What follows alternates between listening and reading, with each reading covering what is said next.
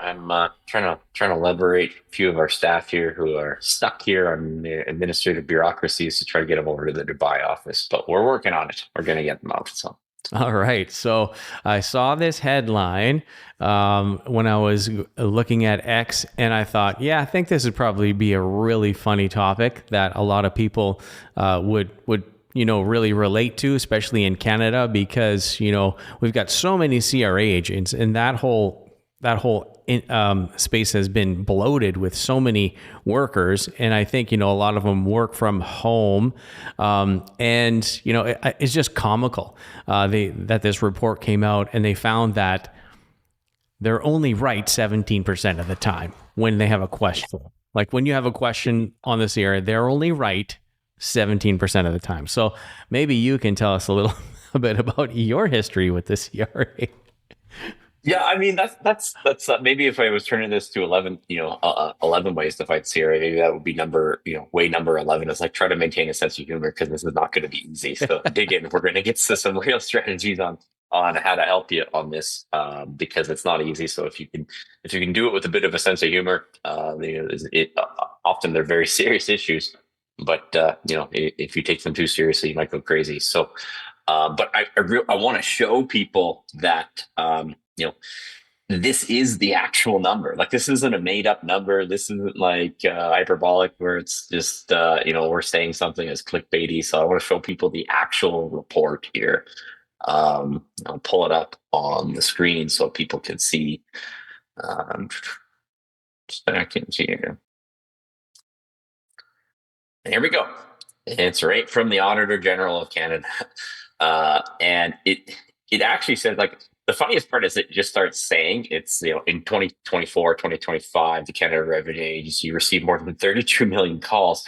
Of those, just over 10 million calls reached an agent at the 8 contact centers. So in other words, 22 million of the callers of the 32 just gave up because it was too frustrating before they So could actually they get results. answered So, less than a third of the calls. Oh yeah. my God. Like people just gave up, right? It really is that bad, people. Like it really is kind of a comical, a comical level. And when you get to the responses here, it's like here's what they're talking about: the accuracy of responses when it dealt with individual taxes that should be, relatively more straightforward than the business taxes. They were only accurate 17% of the time. So they were only accurate 17% of the time. And I try to find, there's another stat. There was an Ipsos Reid survey. This was done probably 7 or 8 years ago. It actually had relatively the same results where CRA, they asked them 5 basic questions and they were wrong 80% of the time. Like 80% of the time, they couldn't get all 5 basic questions wrong. So, right. Well, So, from I this, it mean, looks like they did not too bad with benefits and business taxes. I mean, half, just over half. That's not too bad. But accurate, but not complete. right. They're incomplete. They're missing stuff in their responses. So, like this is a real thing, and just trying to get back here as to uh, it's a real thing. This isn't a made up number. So these strategies that we're going to outline here, like they're really important because I'm telling you, like it won't work when you think you should be able to call them. It's like I'll get the good agent. I'll know what it's like. No, you will not. You will not. So you need to know these strategies because these are really important in getting there. So so I think yeah. Let's dive in, as they say, and get All to it, right. right? And so the number one strategy that you're going to have to do is you're going to need to do a combination of educate yourself. We teach people basics about taxes in our boot camp. Overview of it. $200 every. We do that twice a year. Sold out this time, but new one coming up in May. But you need to educate yourself about taxes, and if it's or you need to hire someone else. Preferably both. Preferably both. And if you can't afford to hire someone else, I'm telling you right now that the large language models, ChatGPT, Grok, are more accurate than the CR agents. Like they just are. Like right now, today, they're more accurate. Now, I'm not saying I would leave a high value tax issue to Grok, but if it's between me trusting the CR agent or me trusting Grok, it's like Brock's going to write more often. Like it just will. And I don't want that to be right. And I don't think you should trust a high level issue to just that, because there's a lot of incomplete, as anyone in the information space, like if you're not using AI tools to make your responses better right now, you're behind the curve. Right. And so a professional right now should be, using to define the weaknesses in those AI models. Are you asking the right questions? What are the blind spots in those responses? But use that. So you need to educate yourself, hire someone, use AI, because that's going to be a step in the right direction. Number 2, get CRA online access. You might not want to poke around in that system. You might not want to wait for the codes to be mailed out, or deal with the phone agents to get access to it. You're like, now I'm on the phone, and I was asking the questions. Like, no, get CRA online access. Do not seek to ask them anything that you can look up on that system, because anything on that system is way more accurate than anything they will relay to you verbally over the phone. So get CRA online access. That would be number 2. Number 3, this is a hard one, because this channel is dedicated to helping people beat the odds at business and wealth. Okay. What does it mean to beat the odds of business and wealth? Is 72% of the assets in Canada are controlled by the top 20%. What's the net worth of the top 20%? Approximately 1.2 million or higher. That gets you into that, that trajectory. So you need to consider the materiality of the issue. Okay. We're not on a change the world mission here. We're on the change the net worth of your household mission here. So, I'm going to walk you through these steps, but you're going to see how much time and how much life energy they're going to suck out of you. So you need to consider the materiality of the issue. You should not be executing these steps if they say you owe $67 in interest and penalties. You should pay that and then get back to work and earn some more money. That's what you should do. Okay. And we've just had a long-standing policy at the firm here. It's like, if a client gets a tax bill for less than $100, like, we just pay it. We don't even talk to them. Like, we don't even bother to email or advise the client. We just pay it because it's just not worth it. Never mind, like, we don't even look at what it is. We're just going to pay it because it's just not worth your time. It never has been worth your time. Okay. That's going back 14 years ago, when $100 actually could buy you dinner, which you can't on a Saturday night these days if you're going to go for a nice steak or something. So so you need to consider the materiality of the issue. You're not going to change the world with this process that I'm going to do. It's like, you're going to have a lot of headache, but maybe get yourself out of a really sticky situation. So that, you think that's tough for someone, Trevor, to hear that they need to consider the materiality of it? Yes, absolutely. Because, when it comes to paying taxes or paying too much taxes, people, they want to resist, they want to fight. Hey, I believe I was entitled to more. I should have gotten a refund. It's like, you know what, maybe so, maybe not, but it's not a hill to die on, right? Yes. Okay. Now we're getting into it. Now, if you have to talk to them, you're prepared for, you're going to get on the phone for at least an hour. I question that they have some time parameters there, like the average call length. I think it ranged between, like, say, 45 minutes, an hour, depending on the type of call. That sounds good, but I wonder if there was times where they just gave up, because we know that it's hours sometimes. So every time you talk to a CRA agent, you want to get their agent ID and write it down. And I mean every time. Even if you get transferred from agent 1 to agent 2, you should have had agent 1's ID and agent 2's ID. And so now you can start to see the detail that this is going to, require if you're going to get out of the web. So every single time that you talk to a CRA agent, you need to get their agent ID. Okay. Then you need to follow up on every single verbal request in writing. And this is the hard one when I start dealing with, like, rookie accountants, and they tell me, it's like, I'm saying, hey, how about that adjustment for, Mr. Smith? Did you follow up on that adjustment for Mr. Smith? And they tell me, he's like, yeah, I called CRA and they're processing it.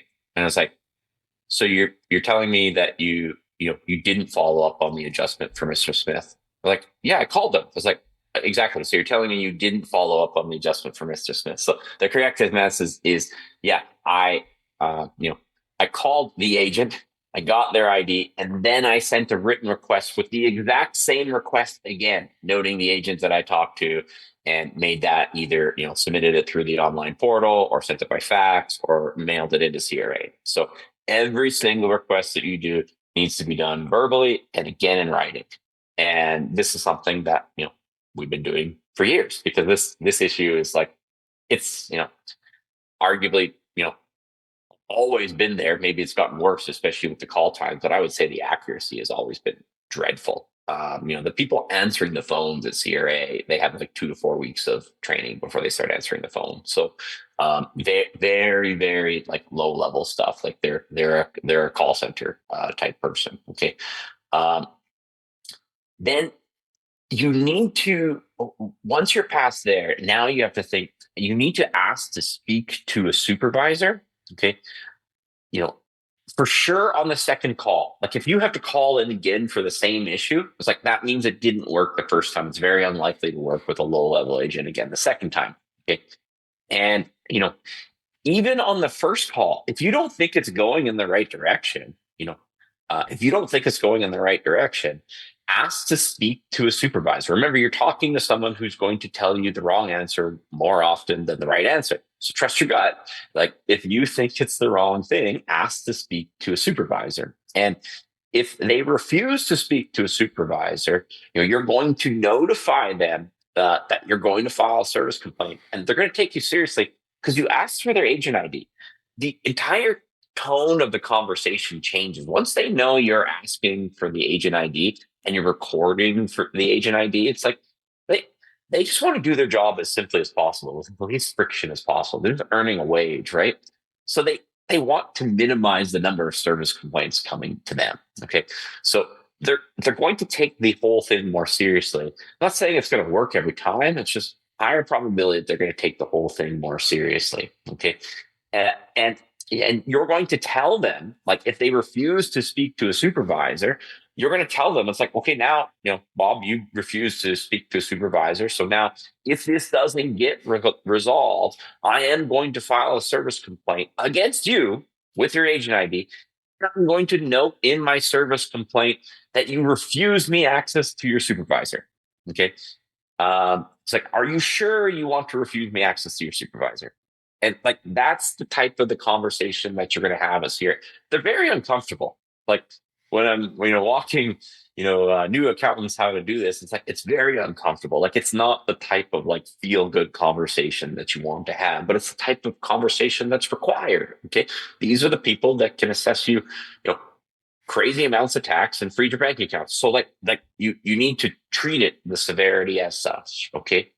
Um, so now you have that you're talking to an agent who their agent ID. You're elevating it to a supervisor who you also know their agent ID. You're advising them that if they refuse to access the supervisor, that's going to be in a service complaint. Okay, then you also should not feel bullied into accepting the opinion of even like the agent or even the supervisor. If you don't think that that's the right agent, that's the right answer. It's like you're going to submit them that request in writing, and you're going to tell them like, "Can I get your fax number?"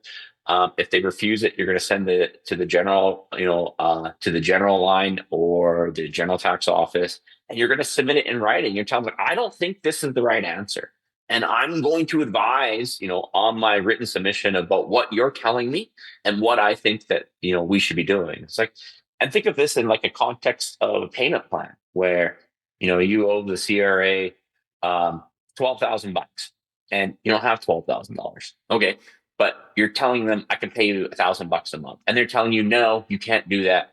That's not going to be acceptable. It's like, I actually think that's fair. Like, I'm trying to pay you. I'm trying to make good on this, and like you're kind of blocking my reasons to do it. And I'm going to send you this in writing, and I'm going to think that say that you're being unreasonable, and I'm going to want you to reconsider. Okay, and you might be doing that to the original agent, or you might be doing that to the supervisor. But like, don't be afraid to do that. Okay, and then you're going to send them that in writing. Okay, then you have to also understand it's like if you think it's being really unfair, you can file a service complaint. Now, service complaint is a completely different stream where it's like, I'm not getting the access through the department, the general department or the department that's reaching out to me, and I'm going to file a service complaint. Now, the important part when you start filing a service complaint is now you have two simultaneous discussions. You don't disengage the discussion with the department you were dealing originally and only go with the service complaint. You actually proceed with both simultaneously. That's been the strategy that we adopt, right? And sometimes to light a fire under them, I tell them, like, we could tell them, we have a service complaint against you. Like, we don't actually think this is right. We're still trying to resolve, but just so you know, I filed that service complaint last Wednesday. And sometimes you're going to get the tone is going to change now, because now it's like, not, I'm going to file a service complaint. There is an active service complaint against you, and I'm still corresponding with you to try to resolve it, right? It can really light a fire under people. Okay. But you have to understand, it's like the service complaint is not going to resolve your tax issue. Okay. The service complaint is hopefully going to get you better service from someone who might resolve your tax issue, but you have to understand that you might not get the answer you want next time either. You just might get a little better service. Okay. So that's kind of, way number 8 that we're at right now. Now, way number 9, we have to understand the difference between a request or adjustment. So that's a request. This is something that I'm asking the tax department to do, and a formal objection. Okay. These are different things. Okay. So a request or an adjustment are not things that they have like a legal obligation to look at in a prescribed manner. Okay. Whereas a formal objection is something that they have to look at. Okay. They take longer. Okay. It's not unusual for a formal objection to be in the queue for 18 months. That's not unusual at all. Okay. But you have to understand that you have an opportunity to formally object to a lot of amounts owing. But usually those objection rights are pretty quick. For most issues, they're 90 days, personal taxes, and sometimes the tax filing deadline of the following year. So it's effectively like 1 year. But you have to understand that like those opportunities to formally object are slim, and they're narrow in the timelines. And sometimes you might have inadvertently missed the deadline for a formal objection. I would suggest that that's not ideal, but a late objection is better than no objection. The argument is being like you weren't aware of that assessment. And so that, that may or may not be accepted. But now you have to understand, we have 3 things going on. We can have a request for an adjustment or, a change. You can have a service complaint, and you have a formal objection. And the key is don't disengage with either one of them. You have 3 simultaneous separate communication threads going all at once. Does that make sense, Trevor, when I outline it like that?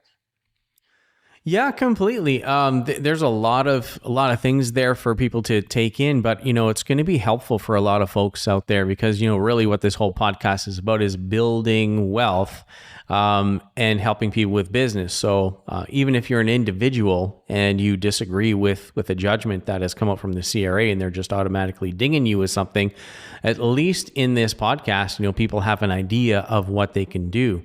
And it's not too hard, and it's going to be time consuming, of course, because the timelines that these agents adhere to aren't very strict or very timely, let's say. But at the same time, they're just trying to do their job, which is collect as much from the taxpayer as possible, and your goal is to pay as little as possible, right? So I think you laid it out pretty good here in those 10 steps. Did you have any parting things to say to our audience? Oh, that's number 9, Trevor. Oh, that's number 9. Oh, I thought it was 10. 10 My is bad. coming. 10 is coming. And 10 is the one where, proceed with caution, right? So you can have these 3 simultaneous things coming in, and that's why you have to understand the difficulty of what you're doing. And you should have assessed the materiality right at the beginning and which step you are willing to elevate it to based on the income. Because you're not sticking it to the man. You're not going to change it. The way you proceed with this is not going to change how the government operates. It's just going to suck your ability, your time away from other income earning opportunities. Okay.